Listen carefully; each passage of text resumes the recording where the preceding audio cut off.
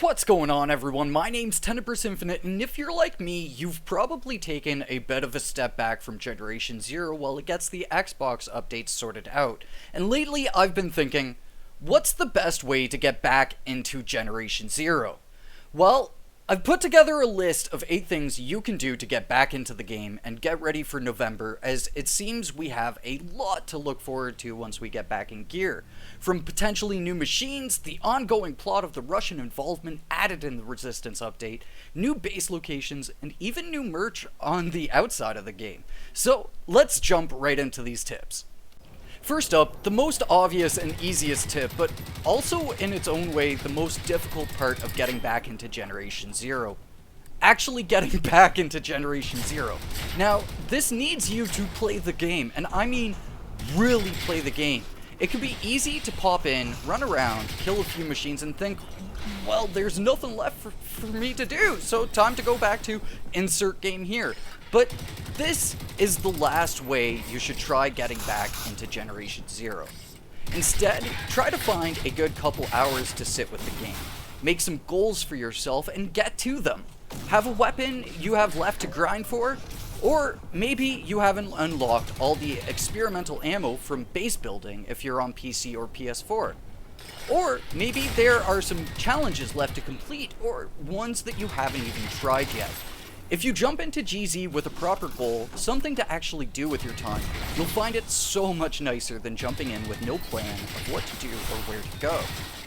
Now, in my opinion, you don't want to start from scratch even if you've taken a long time away from the game. The process of completing the game all over again can actually remove some of the fun.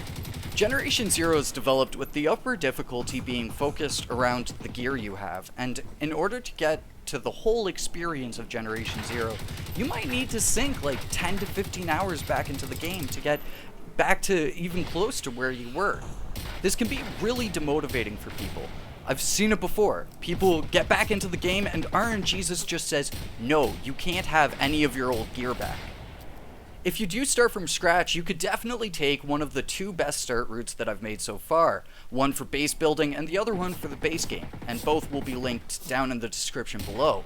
But that doesn't change the fact that you most likely aren't looking to get back into Generation Zero for a monotonous grind through stuff you've already done. You're looking to get back in to play just like you used to and move on to what's coming up next. This next tip depends on your progress throughout the game, but if you've got most or all of the weapons, or completed most of the game, you might need to work a bit more to find something to do, and that's where this kind of challenge tip comes in. Using crap guns on the starter island, then making your way up north through the map, gradually either farming new weapons to carry along with you, or giving yourself access to weapons in your plunder gradually as you progress through the map.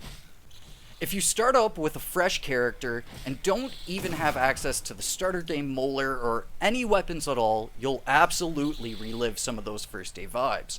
This time, it'll feel a little more dangerous too, without the game's quests leading you on and handing you guns. You'll actually need to become really resourceful, finding weapon crates and the like to restock and equip this fresh character. This, in my opinion, is a much better approach than starting from scratch. It's almost the best of both worlds. This way you can have a character to play on actively and leave your good gear and fully leveled characters for when things pick back up in November and then into next year. Now this next tip is on the other side of the spectrum. Do you have tons of experimental guns and ammo but no idea what to use them for since you've beaten the game, all the base building stuff and all the challenges? Well, then this tip here is for you. Getting in deep with experimental weapons. You can start to experiment with medical slugs as a form of healing and movement, or quickscoping components with the PVG. Videos for that will be linked down below. But there is so much more than even what I've covered. Tech I never took the time to talk about. Utility and purpose. If you pick one gun at a time and go around hyper-focused on that gun, you'll find out many of the hidden things, like how efficient it is to have a full fireproof build with the experimental AG4 and tar rounds, or even how in-depth you can get with shock ammo traps. Now, when you get back into the game, you might need a bit of a kickstart, and I find hitting up some of the more mysterious and interesting locations always gets me stoked, whether there's a fight there or not. So here are just a few locations. Like mainland Lusek commune locations, like the one that is just on the archipelago near Hasvik, just up the road, or the commune location that is in the farmlands just over near Hochbergesjan, just near Vostermark here. Or the bear that you could find just inside of this little cave right over here on the archipelago. The submerged cave off at Moskar, the unknown crater, or the unmarked tower in the forest. Or the Iron Church over on Himfell. Or you could yeet yourself across the broken bridge and try to explore somewhere that you haven't quite been to yet in the game. Having a couple places you've actively set up to visit can also lead back into giving yourself direction while playing. Maybe start at one end of Himfell and try to make it to the Iron Church on foot. Or maybe try to take on Halabakan with dilapidated weapons, so that way you really need to use the environment provided. Or try to reach some of these locations with no weapons at all for a really tense personal challenge.